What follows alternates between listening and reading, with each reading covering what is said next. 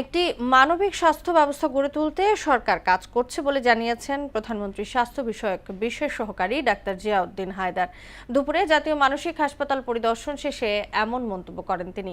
দেশের প্রাথমিক চিকিৎসায় মেন্টাল হেলথকেও বিশেষ অগ্রাধিকার দেওয়ার কথা বলেন ডাক্তার জিয়াউদ্দিন। মনিরুল ইসলামের প্রতিবেদন।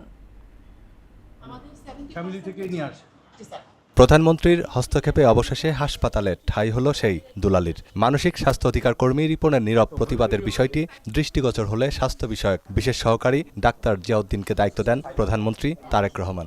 উনি সাথে সাথে এটার জন্য যা করণীয় ডিজি হেলথের মহাপরিচালক সহ সবাইকে এনগেজ করে হসপিটালে অ্যাডমিট করিয়েছে। সকালে মানসিক স্বাস্থ্যের বিশেষায়িত এই প্রতিষ্ঠানে ভর্তি হন দুলালী নামের এক মানসিক ভারসাম্যহীন নারী, যিনি ছিলেন ধানমন্ডি এলাকার ফুটপাতে। দুপুরে হাসপাতালে দুলালীর চিকিৎসার খোঁজ খবর নিতে আসেন ডাক্তার জিয়াউদ্দিন হায়দার। প্রধানমন্ত্রীর স্বাস্থ্য বিষয়ক বিশেষ সহকারী বলেন, মানবিক সাড়া দ্রুত হলে এ ধরনের সংকটের প্রবণতা কমে যাবে। ফুটপাতেই থাকেন, তার বাড়ি কোথায় বা তার ঠিকানা কোথায় কেউ জানে না। তার নাম সে বলেছে দুলালী। তো এই দুলালীকে নিয়ে মুছা প্রায় গত 8-9 দিন ঘুরছে।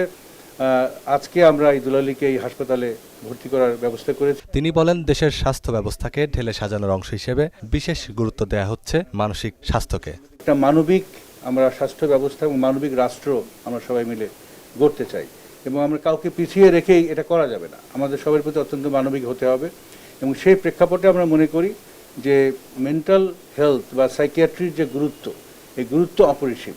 এদিকে আদ্দিন হাসপাতালের তদন্ত প্রতিবেদন কালই হস্তান্তর করা হবে বলেও জানান জিয়াউদ্দিন হায়দার। আগামীকালকে তারা এটা যথাযথ কর্তৃপক্ষের কাছে এটা হস্তান্তর করবে। মনিরুল ইসলাম, মোহনা সংবাদ, ঢাকা। তারপরে আমরা